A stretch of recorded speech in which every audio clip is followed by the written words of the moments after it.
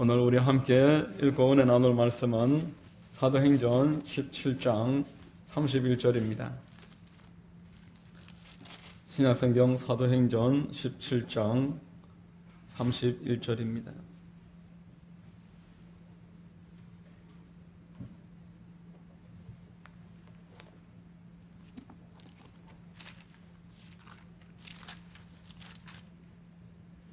제가 봉독해 드리겠습니다. 이는 정하신 사람으로 하여금 천하를 공의로 심판할 날을 작정하시고 이에 그를 죽은 자 가운데서 다시 살리신 것으로 모든 사람에게 믿을 만한 증거를 주셨음이라 하니라. 아멘. 할렐루야. 부활주일 예배에 나오신 여러분들 주님 이름으로 환영하고 축복합니다. 자, 우리 오늘은 좀 특별하게 인사하겠습니다. 주님 부활하셨습니다 라고 우리 좌우에 계신 분들과 한번 인사하시겠습니다. 주님 부활하셨습니다. 할렐루야. 주님 부활하셨습니다. 여러분, 예수님이 사망 깨뜨리시고 부활하셨습니다. 그러므로 우리에게는 어떤 절망도 있을 수가 없습니다. 이 주님이 나의 주님이시고 내 안에 계시고 로마서에서 말씀하시기를 그 죽은 자 가운데서 다시 살리신 하나님이 그 영으로 우리 안에 두신다라고 하셨기 때문에 우리도 죽음 가운데서도 다시 살아나게 되는 것입니다. 여러분, 예수님의 부활은 모든 이론과 철학을 잠잠하게 만드는 능력입니다. 부활이라는 개념은 이 세상에 있을 수 없는 개념입니다. 예수님이 죽은 자 가운데서 내가 다시 살아날 것이다. 사람들은 알아들을 수 없었습니다. 죽은 사람이 어떻게 살아날 수 있는가? 있을 수 없는 일입니다. 여러분, 종교는 인면의 아편이다. 사람을 무기력하게 만든다. 라고 말했던 이 공산주의자들이나 기독교를 아주 박해했던 사람들은 이 부활 앞에서 할 말을 잃을 수밖에 없었습니다. 종교라는 것이 사람을 세상에 적응하게 하고 선하게 살게 만들고 이 정치와 권력 앞에서 순응하게 하는 역할을 하는 것이 종교라면은 기독교는 종교가 아닙니다. 전혀 다른 길을 가던 사람이 어느 한순간 삶의 방향을 180도 바꾸고 그리고 이 세상의 물결을 거슬러서 사람들로 이해할 수 없는 그 길을 걷게 하는 것이 기독교이기 때문에 이 기독교를 종교의 카테고리 안에 넣을 수가 없는 것입니다. 여러분, 예수님을 부인하고 뿔뿔이 흩어져서 도망갔던 제자들은 생업을 찾아서 돌아가고 말았지만 부활하신 예수님을 만난 다음에 그들은 완전히 변화되었습니다. 제자들은 그때로부터 자기 생명을 아끼지 않고 복음 전하는 일에 완전하게 헌신하는 사람들로 바뀌었습니다. 여러분, 세상 어디에서 이런 일이 있을 수가 있었습니까? 누가 자기의 불이익을 위해서 거짓을 말하겠습니까? 죽음을 위해서 거짓을 말할 수 있는 사람이 누가 있겠습니까?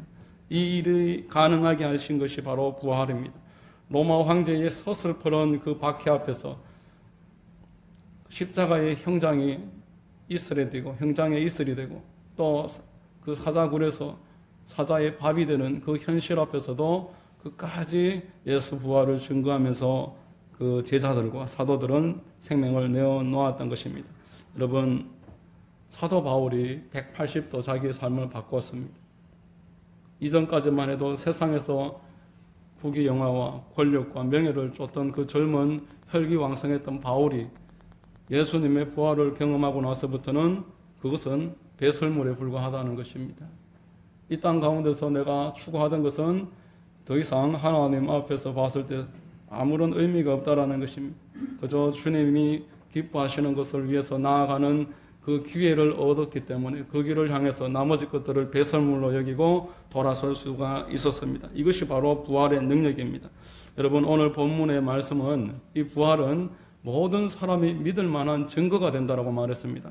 사도행전 17장 31절에 이는 정하신 사람으로 하여금 천하를 공의로 심판할 날을 작정하시고 이에 그를 죽은 자 가운데서 다시 살리신 것으로 모든 사람에게 믿을 만한 증거를 주셨음이라 라고 말했습니다. 예수님의 부활, 그리고 사람들이 완전하게 바뀌는 그 현실 앞에서 부활을 깨닫기만 하면은 그 사람이야말로 확실한 증거를 가진 사람입니다. 소망을 가진 사람이 된다라는 것입니다.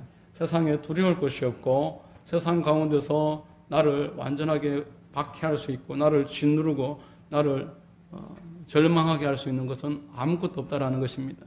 여러분, 부활은 하나님 나라 회복의 출발입니다. 하나님의 나라가 회복되었음을 부활로서 하나님이 선포하셨습니다. 이 지금 세상은 하나님이 창조하신 그 세상이 아닙니다. 하나님은 6일째 사람을 만드시고 그 만드신 모든 것들에 전혀 공로가 없음에도 불구하고 이것은 다 너의 것이다. 너를 위해서 준비하였다. 사람이 행복하기를 바라셨습니다. 생육하고 번성하고 땅을 정복하고 이 땅 가운데 충만하기를 바라시는 것이 하나님의 마음이었습니다. 이것이 바로 우리가 성경에서 복이다라고 말하는 부분입니다. 하나님이 공로가 없이 다 주셨습니다.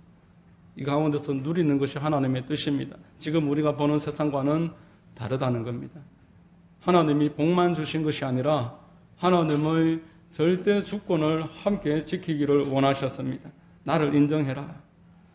내가 이것을 다 너에게 주지만 그렇다고 해서 네가 이 세상의 주인인 것은 아니라 여전히 내가 하나님이니 너는 하나님을 하나님으로 아는 자가 되고 하나님을 섬기면서 살아라. 그리하면은 이 모든 것을 계속 누리면서 살아갈 수 있을 것이다.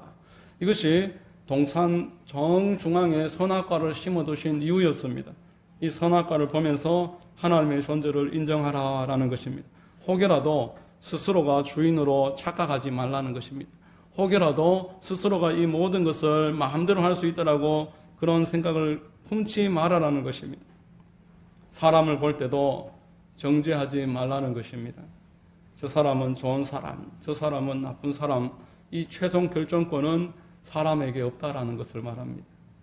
저 사람이 마지막에 어떻게 쓰임받고 어떻게 영광 돌리고 마지막 한순간에 하나님을 얼마나 영화롭게 만들 수 있을지는 그것은 내가 알 수 있는 부분이 아니기 때문에 그 부분에 대해서 유의하라는 것입니다. 하나님께 다 맡겨 선과 악의 주체가 되지 말라는 것입니다. 교만하게 사람을 쉽게 평가하는 것, 이것을 하나님이 금하시고 하나님께 다 맡겨놓으라 라고 하신 것입니다.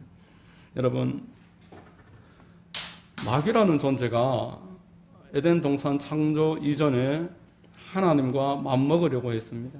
하나님의 자리에 자기가 버금가려고 했습니다. 하나님 되려고 했습니다.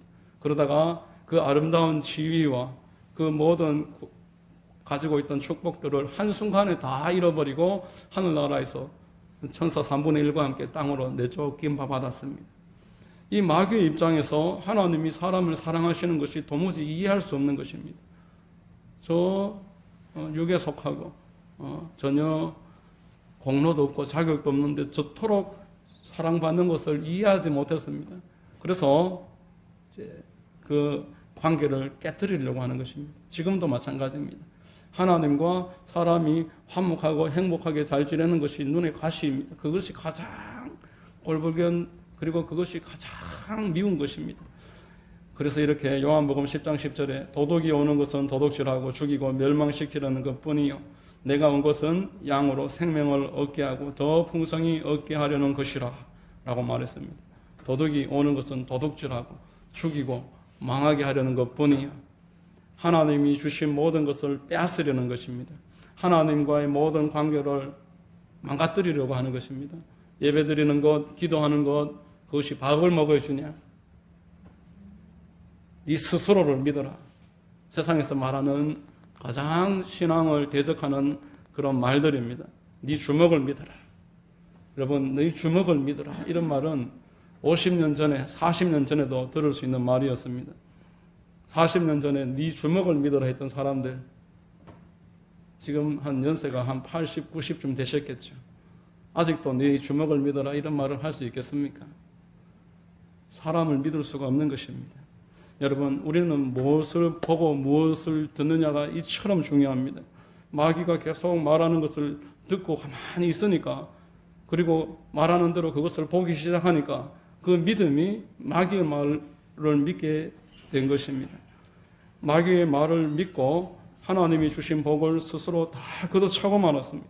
여러분, 오늘날 이 땅이 이처럼 미쳐서 돌아간다라고 표현할 수 있을 정도로 이 세상이 엉망이 되고 있고 사람들이 이토록 고통당하는 것은 마귀의 손에 붙잡혀 있어서 그런 것입니다.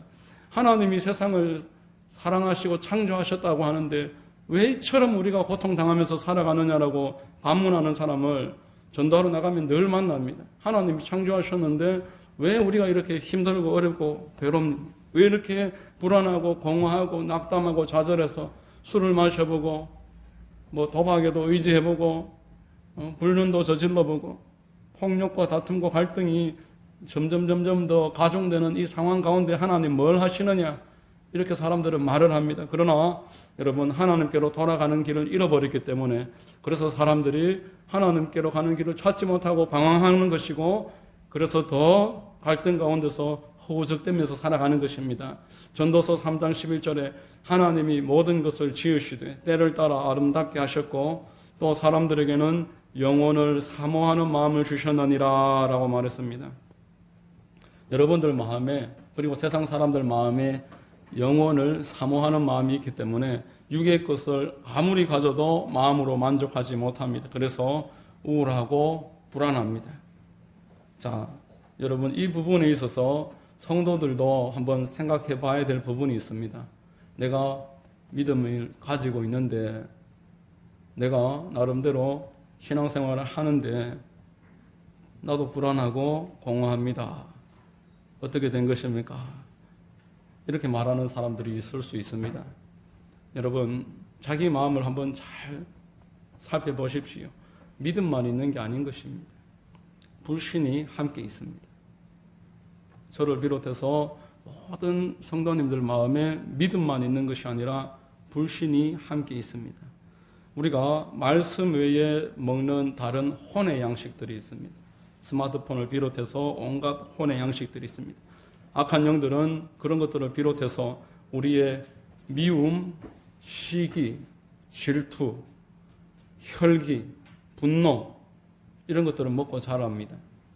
악한 영이 이 세상 사람들은 그 다음 관심이고 첫 번째 공격하는 대상 성도들이 이런 미움, 다툼, 시기, 질투, 혈기 세상에서 주는 혼의 양식들을 먹고 내 안에서 점점 풍성해집니다. 제자들이 예수님에게 계속 책망받았습니다. 너 믿음 어디 있느냐? 너 마음에 믿음도 있지만 왜 그렇게 불신이 있느냐? 제자들은 계속 서로가 다투었습니다. 계속 시기했습니다. 높아지려는 제자를 보면서 나머지 제자들은 질투했다라고 성경에 여러 번 말했습니다. 서로를 향해서 이간질을 하고 교회 안에서 지금 일어나는 일들입니다. 사랑이라고 말하면서 전매 특허인 것 마냥 사랑을 외치면서 성도들 간에 서로 사랑하지 못하고 살아갑니다. 그래서 우리 마음이 공허하고 불안함이 오히려 세상 사람들 못지않게끔 가지고 살아가는 것입니다. 마음의 가라지를 그저 유지하고 살아가면서 이 가라지가 자라가고 있는데 불신의 그 많은 그늘들이 내 마음에 있는 것입니다. 그래서 우리가 불안하고 공허하고 어렵습니다. 제가 청년 때 섬기던 교회에 담임 목사님 자주 말씀하시기를 펄펄 끓는 된장찌개에는 파리가 앉지 못한다. 펄펄 끓는 뚝배기에는 파리가 오지도 못한다. 파리가 마귀를 상징합니다. 우리 성도들은 마귀의 공격 대상 1호라고 말했습니다. 이제 펄펄 끓지 못하면은 마귀가 내려앉아서 구더기를 만든다는 것입니다. 주님께서 라오디게아 교회에 하신 말씀, 이 경고를 여러분들 꼭 잊지 마십시오. 계시록 3장 15, 16절에 내가 내 행위를 아노니 내가 차지도 아니하고 뜨겁지도 아니하도다. 내가 차든지 뜨겁든지 하기를 원하노라. 내가 이같이 미지근하여 뜨겁지도 아니하고 차지도 아니하니 내 입에서 너를 토하여 버리리라. 7교회가 나오는데 칭찬받은 교회는 2교회밖에 없습니다. 나머지 5교회는 책망을 받았습니다. 칭찬도 있긴 있었지만 다 책망받았습니다. 이 교회가 바로 여러분들입니다. 성도들입니다. 성도들이 다 같지 않다라는 것을 말합니다. 세상과 하나님 그 사이에서 갈등할 때에 성령께서는 근심하실 수밖에 없고 우리의 마음은 불안할 수밖에 없고 공허하게 되는 것입니다. 여러분, 그러나 우리 주님은 확실한 소망을 다시 우리에게 주고 계십니다. 우리 주님은 우리를 사랑하셔서 이 세상 사람들에게 찾아오셨고, 그리고 죽으셨고, 오늘 부활로서 확실한 소망을 주셨습니다. 요한복음 3장 16절에 하나님이 세상을 이처럼 사랑하사 독생자를 주셨으니 이는 그를 믿는 자마다 멸망하지 않고 영생을 얻게 하려 하심이라 라고 말했습니다. 하나님이 여러분들에게 오셨습니다. 하나님이 사람 되셔서 이 땅에 오신 것을 임마누엘이다 라고 말했습니다.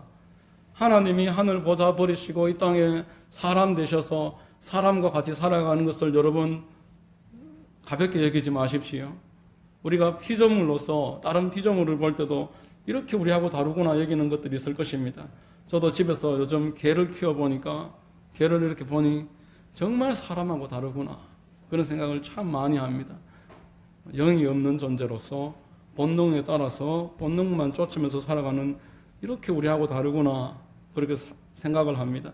피조물을 그렇게 생각하는데 창조주께서 우리 피조물을 볼 때 어떠하겠습니까?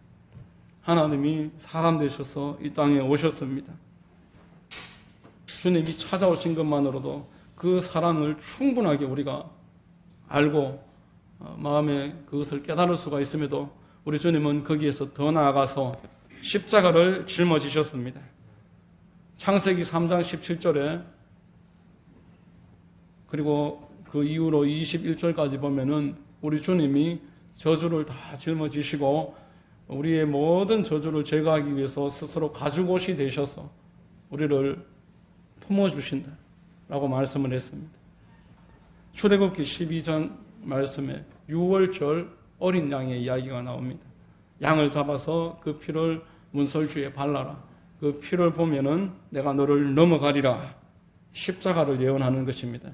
이사야서 53장 4절 이하에 보면은 그는 실로 우리의 질고를 지고 우리의 슬픔을 당하였거늘 우리는 생각하기를 그는 징벌을 받아 하나님께 맞으며 고난을 당한다 하였노라. 그가 찔림은 우리의 허물 때문이요 그가 상함은 우리의 죄악 때문이라. 그가 징계를 받음으로 우리는 평화를 누리고 그가 채찍에 맞음으로 우리는 나음을 받았도다. 우리는 다 양 같아서 그릇 행하여 각기 제 길로 갔거늘 야훼께서는 우리 모두의 죄악을 그에게 담당시키셨도다 라고 말했습니다. 십자가를 예언한 말씀입니다. 예수님이 십자가에서 운명하시면서 다 이루었다 그러면서 운명하십니다. 여러분, 가죽옷이 되어주신다는 예언을 이루셨습니다. 6월절 어린 양이 되셔서 그 피를 우리를 위해서 발려주신다는 것을 예언하셨습니다. 이루셨습니다. 그리고 그 죄악을 다 담당할 것이라는 이사야의 고백을 이루셨다라는 것입니다. 그래서 십자가는 하나님이 결심하신 사건이요 저와 여러분들에게 기쁨이요 자랑이 됩니다. 이러한 임마누엘과 십자가를 사람들이 믿을 만한 것으로 만들어 주시는 것이 부활이신 것입니다. 임마누엘과 십자가가 우리로 확인할 수 있고 체험할 수 있고 우리가 이제 눈으로 보면서 그것을 인정하게 하는 것, 그것이 바로 부활입니다. 오늘 본문은 이는 정하신 사람으로 하여금 천하를 공의로 심판할 날을 작정하시고 이에 그를 죽은 자 가운데서 다시 살리신 것으로 모든 사람에게 믿을 만한 증거를 주셨음이라 이렇게 말씀하십니다. 여러분, 부활은 성도의 확실한 소망이 됩니다. 기독교 역사 2000년 이후로 자기의 생명을 주님을 위해서 내어 맡기고 180도 인생의 진로로 바꾸었던 이 확실한 증인들, 우리의 소망이 되는 것입니다. 우리의 삶이 우리 스스로가 볼 때에 소망이 됩니다. 내가 하나님이 아니고서 어떻게 이렇게 바뀔 수가 있을까? 내 가족을 보면서 하나님이 아니고서 어떻게 저 사람이 저렇게 바뀔 수가 있을까? 내 주변에 지금까지와 전혀 달라진 사람을 보면서 소망을 가지고 증거를 가지고 확인하면서 살아가게 만드시는 것입니다. 여러분, 부활이 주는 선물이 있습니다. 부활로서 이제 가능하게 된 우리의 선물입니다. 고난주간에 십자가 지시기 하루 전, 이틀 전 주님이 제자들 불러 모아서 계속 말씀하십니다. 자, 이제 너희들은 걱정할 필요 없다. 내가 떠나가지만 걱정할 필요 없다. 내 이름으로 이제 기도할 수 있다. 내 이름으로 무엇이든지 구하면 내가 시행하리라. 여러분, 주님이 만약에 십자가에서 그처럼 처참하게 돌아가시고 부활하지 못하셨더라면 우리는 기도할 수가 없습니다. 누구한테 우리가 기도하겠습니까? 그토록 비참하게 십자가에 매달리신 분에게 무슨 기도를 하겠습니까? 그러나 우리 주님이 부활하셨기 때문에 이제 우리는 부활을 가지고서 하나님 앞에 확실하게 기도할 수 있는 것입니다. 기도하라 하신 그분이 죽음 깨뜨리시고 부활의 첫 열매가 되셨기 때문에 죽음마저도 우리 주님의 부활 앞에서 무력하다는 것을 확인한 그 확신을 가지고서 이제 나에게 있은 모든 상황과 내 앞에 있는 장애와 문제들을 놓고 그 부활의 능력을 가지신 하나님 앞에 기도하면서 살아갈 수 있는 것입니다. 여러분, 제자들이 예수님이 옆에서 함께 계실 때에 기도할 필요가 없었습니다. 우리 주님이 죽은 자도 살리시고 병든 자를 고치시고 귀신도 쫓으시고 수만 명을 먹이시고 물고기 입에서 동전도 끌어올리시고 모든 일을 다 해주셨습니다. 그래서 그저 따라다니는 것으로 충분했습니다. 그러나 이제 우리 주님이 부활하시고 승천하시고 눈으로 우리가 볼 수가 없습니다. 우리 주님은 이제 하늘 보좌 우편에 계시고 그 영을 우리 마음에 보내주셨지만 우리가 오감으로는 체험하지 못하는 그런 차원이 다른 관계에 속해 계십니다. 그러므로 우리는 기도해야 되는 것입니다. 사람은 자기가 눈으로 보지 않는 것에 대해서 믿음을 계속 잃어버립니다. 성도의 마음에 믿음이 흔들리는 것은 기도를 쉴 때에 기름이 부족하게, 그래서 믿음이 뒤로 후퇴하게 됩니다.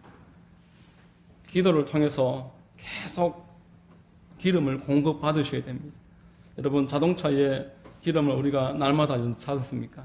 충분히 넣어놓고 그 자동차를 운행하는 것처럼 우리가 하나님으로부터 계속 기름을 공급을 받아서 하나님이 나와 함께 계심을 이 은혜와 기름으로서 체험하면서 나아가는 것입니다. 날마다 식사를 하듯이 우리 주님 앞에 이제 기도하면서 은혜를 공급을 받아서 우리가 충만하게 살아갈 수 있습니다. 고린도후서 6장 1절로 2절에 우리가 하나님과 함께 일하는 자로서 너희를 권하노니 하나님의 은혜를 헛되이 받지 말라. 이르시되 내가 은혜 베풀 때에 너에게 듣고 구원의 날에 너를 도왔다 하셨으니 보라 지금은 은혜 받을 만한 때요 보라 지금은 구원의 날이로다 라고 말했습니다. 하나님이 지금 여러분들에게 은혜를 주시는 것입니다. 하나님은 지금도 여러분들에게 은혜를 주시기를 원하십니다. 그리고 여러분들의 삶을 구원하십니다. 구원이라는 것이 천국 가는 것만이 다가 아니라고 말씀드렸습니다. 여러분들의 삶의 경제적인 문제, 육신의 문제, 영적인 문제, 혼적인 문제, 우리 땅에서 능력 있게 살아가는 문제에 관한 전반적인 모든 것을 아울러서 구원입니다. 우리가 지금 구원의 날이다라고 성경은 말하고 있습니다. 이것을 헛되이 받지 말아라 말씀하는 것입니다. 하나님께 기도하는 일을 통해서 우리의 구원과 은혜가 점점 풍성해지는 줄로 믿으시기를 바랍니다. 여러분, 사도들이 주님 부활 승천하시고 가장 집중해서 했던 일이 기도였습니다. 사도행전 1장에는 그들이 오로지 기도에 힘썼다라고 말합니다. 다른 일을 하지 않고 성령 받을 때까지 기도에 집중했다라고 말씀하고 있습니다. 성령 충만 받아서 교회가 출발했습니다. 우리가 주를 믿는 자들이 기도하는 일이 선택사항이라고 생각하지 마시고 교회가 교회될 수 있는 방법은 기도에 있다라는 것. 사도들은 기도해서 응답받아 사도들 중에 그 가룟 유다가 제외됐을 때 마띠아를 뽑아서 선택받아서 세웠습니다. 그리고 사도 바울과 그 바나바를 선교사로 보낼 때도 주께 금식하면서 응답받아서 세웠습니다. 감옥에 갇힐 때에도 기도로 그 위기를 다 이겨냈었습니다. 그러므로 우리가 부활을 정말 믿는다면은 그에 대한 그 따르는 행동이 바로 기도입니다. 부활이 내가 기도할 수 있는 근거이기 때문에 이제 나는 기도하면서 사는 사람이 되었습니다. 여러분, 복음서에 나타났던 예수님의 삶, 이것을 우리는 기도를 통해서 우리의 삶으로 이루어 나갈 수 있는 특권을 가지고 있습니다. 여러분들은 부활의 주님을 믿고 기도하심으로써 여러분들의 삶이 이 땅에 절망에 있는 사람들을 돕고 그들에게 하나님으로 가는 길을 제시하고 그것을 보여주는 예수님의 작은 제자로서 기도를 통해서 살게 되는 것입니다. 부활이 주는 두 번째 선물은 전도입니다. 우리 주님이 제자들이 이제 이 땅에 남아서 해야 될 일을 주셨습니다. 기도에서 능력 받아서 무엇을 해야 하는가? 나를 증언해라. 너희 보았지? 내 손과 내 옆구리 확인했잖아. 이거 사람들에게 전하라. 그거 전할 때 내가 함께 있을 것이다. 그것을 전할 때에 너희 말을 내가 증명해 줄 것이다. 너희들은 가서 두려워하지 말고 전해라. 말씀하셨습니다. 여러분, 예수님이 이 땅에 오신 목적이 전도입니다. 마가복음 1장 38절에 이르시되 우리가 다른 가까운 마을들로 가자. 거기서도 전도하리니 내가 이를 위하여 왔노라 하시고 이에 온 갈릴리를 다니며 그들의 여러 회당에서 전도하시고 말씀하셨습니다. 예수님의 목적은 전도입니다. 제자들을 불러서 세울 때에 했던 말씀이 사람 낳는 어부를 만들어주겠다. 너희들이 지금까지 물고기 잡고 살았는데 사람답게 내가 기술을 가르쳐 주겠다. 나를 따라오너라. 이런 말씀했습니다. 둘씩 실습 보낼 때도 전도하라. 전도할 때 너희들이 아무것도 필요 없이 공급받는 거 체험하게 될 것이다. 나가서 전도해봐라. 두 명씩 보냈습니다. 돌아와서 말합니다. 주님, 전도하니까 정말 다 공급됩니다. 그래. 70인을 보낼 때에도 가서 너희들은 전도 한번 해봐라. 전도하면은 다 공급받는다. 전도 한번 해봐라. 그렇게 말씀하셨습니다. 마지막에 우리 주님이 제자들에게 전도하는 것을 가장 기뻐하십니다. 여러분들이 주님을 기쁘시게 해드리려면은 여러분들 주변에 하나님이 붙여놓으신 그 한 사람, 그 사람을 주님께로 인도하는 일에 기도의 제목을 삼고 한번 심려를 기울여 보십시오. 여러분들의 물질을 드리면서 그 한 사람을 건지는 일에 내 마음을 한번 쏟아 보십시오. 하나님이 그 사람한테 공급받는 게 아니라 주변의 모든 상황을 통해서 기뻐하신다는 것을 보여주십니다. 누가복음 15장 4절로 7절에 너희 중에 어떤 사람이 양 100마리가 있는데 그 중에 하나를 잃으면 99마리를 들에 두고 그 잃은 것을 찾아내기까지 찾아다니지 아니하겠느냐. 또 찾아낸 즉 즐거워 어깨에 메고 집에 와서 그 벗과 이웃을 불러 모으고 말하되 나와 함께 즐기자. 나의 잃은 양을 찾아내오노라 하리라. 내가 너희에게 이르노니 이와 같이 죄인 한 사람이 회개하면 하늘에서는 회개할 것 없는 의인 99으로 말미암아 기뻐하는 것보다 더하리라. 이런 말씀하셨습니다. 여러분, 불신자 한 사람을 전도를 하면은 우리 교회 예수님 믿는 기존의 성도가 100명이 오는 것보다 다른 교회 집사님들 100명이 여기 오시는 것보다 저 길거리에서 술 마시고 계시고 저 낙심하고 좌절해 있는 그 한 사람이 교회에 찾아오면은 그래서 회개하고 정말 성도로서 거듭날 수만 있으면은 하나님은 그것을 가장 기뻐하신다 말씀하셨습니다. 한 영혼 구원받는 것보다 우리가 하나님을 기쁘시게 해드리는 일이 없습니다. 로마서 10장 13절에 누구든지 주의 이름을 부르는 자는 구원을 받으리라. 그런즉 그들이 믿지 아니하는 일을 어찌 부르리요? 듣지도 못한 일을 어찌 믿으리요? 전파하는 자가 없이 어찌 들으리요? 보내심을 받지 아니하였으면 어찌 전파하리요? 기록된 바 아름답도다 좋은 소식을 전하는 자들의 발이 여함과 같으니라 말씀하셨습니다. 여러분들이 전도하는 일에 그 열심을 내시고 그 한 사람에게 한번 찾아가는 것 하나님 얼마나 기뻐 보시느냐 이 말입니다. 여러분들이 갈 때 홀로 가시지 않습니다. 여러분들이 그분을 찾아갈 때 하나님이 동행하십니다.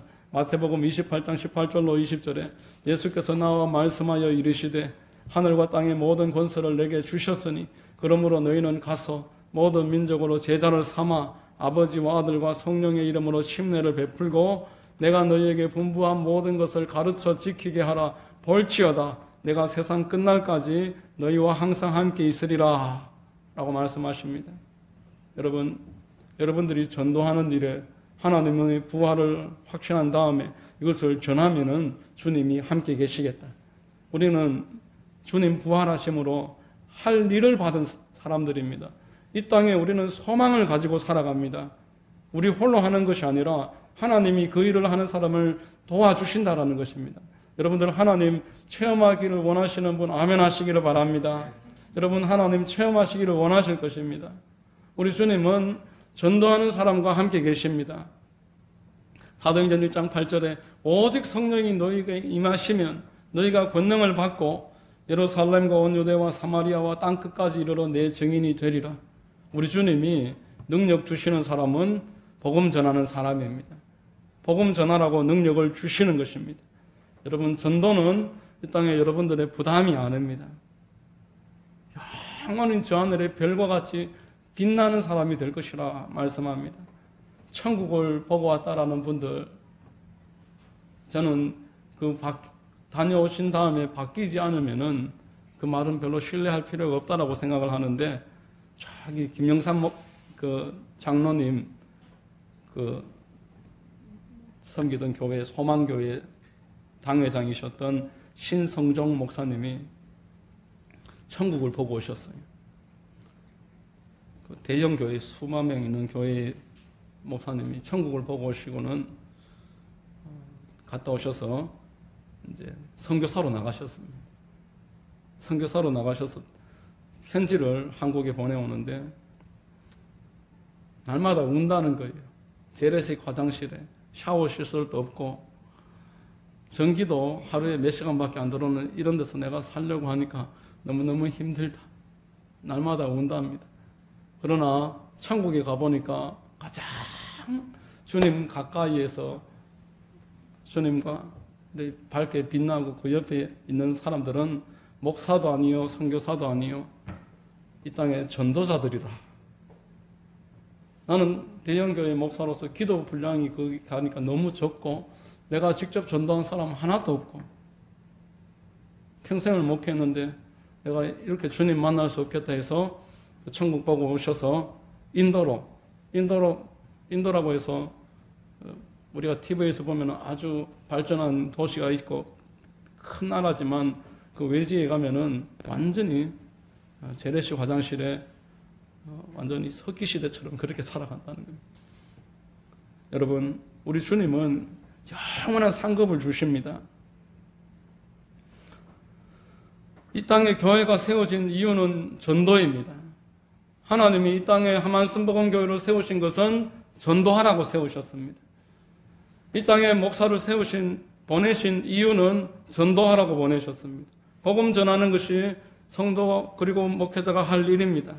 하나님이 여러분들을 이 하만에 보내신 것은 이 하만에서 여러분들을 통해서 구원받아야 될 사람이 있기 때문인 줄로 믿으시기를 바랍니다.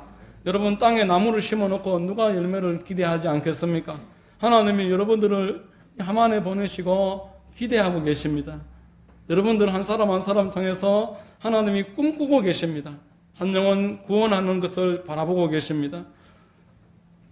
마지막 때가 갈수록 전도자들이 줄어들고 있습니다.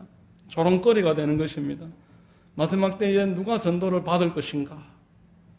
전도자들마저도 그렇게 생각을 합니다. 그러나 여러분, 전도를 쉬는 것은 곧 잠자는 일입니다. 우리 주님은 내가 곧 갈 것이다. 그러나 내가 갈 때에 누가 깨어 있겠느냐라고 말했습니다. 일하는 자에게 먹을 양식과 뿌릴 종자 씨앗을 주시겠다라고 말씀하셨습니다.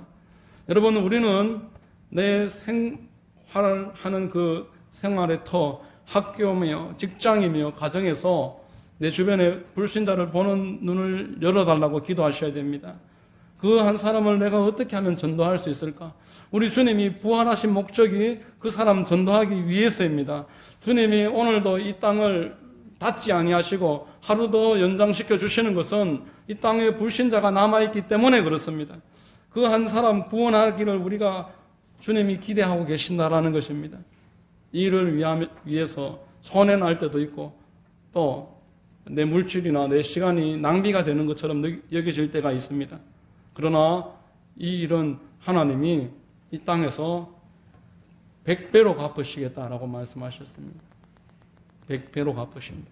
여러분, 이 땅에서 여러분들이 어디에서 투자를 잘하시면 100배를 보상받겠습니까? 요즘 은행 10%만 붙여줘도 10% 붙여주는 데가 없지만 그 정도만 해줘도 사람들이 새벽에 3시부터 막 그 줄 서서 적금, 예금 하나 타려고 막 5%밖에 안 되는데도 줄을 선다고 하는데 하나님은 전도하는 자에게 100배의 보상을 약속하셨습니다. 마가복음 10장 29절에 예수께서 이르시되 내가 진실로 너희에게 이르노니 나와 복음을 위하여 집이나 형제나 자매나 어머니나 아버지나 자식이나 전토를 벌인 자는 현세에 있어 집과 형제와 자매와 어머니와 자식과 전토를 100배나 받되 박해를 겸하여 받고 내세의 영생을 받지 못할 자가 없느니라 라고 말씀하셨습니다. 그러나 먼저 된 자로서 나중되고 나중된 자로서 먼저 될 자가 많으니라. 우리 중에 누구도 하나님 앞에 나중되는 사람이 없기를 바랍니다. 하나님이 우리를 불러주셨을 때에는 기대하고 우리가 하나님께 영광 돌리고 열매 많이 돌려드리기를 바라고 계십니다. 요한복음 15장에 너희가 많이 열매를 맺으면은 아버지께서 영광을 받으신다라고 말했습니다. 이 일에 우리가 먼저 된 자가 되어서 이 일에 침노하는 자가 되어서 하나님 앞에 많은 열매를 올려드리고 이 땅에서 우리가 100배의 보상을 받고 영생을 넉넉하게 얻는 자들이 되어야 되지 않겠습니까? 여러분, 부활절날 우리가 나눠야 될 메시지가 바로 이것입니다. 불신자들을 향해서는 확실한 증거가 주어졌다라는 것이 부활절의 메시지입니다. 이것은 어디서 말로 꾸며내는 것이 아니라 전혀 180도 바뀐 사람들의 삶이 부활을 증명하고 있다라고 기독교 역사가 그것을 뒷받침하고 있다고 불신자들에게 부활을 우리가 선포할 수 있습니다. 그리고 성도들에게는 부활의 선물은 첫째는 기도요, 둘째는 전도다. 이것을 부활의 주일날 우리가 이것을 나눠야 될 것입니다. 하나님이 우리에게 이제 기도할 수 있는 근거를 주셨습니다.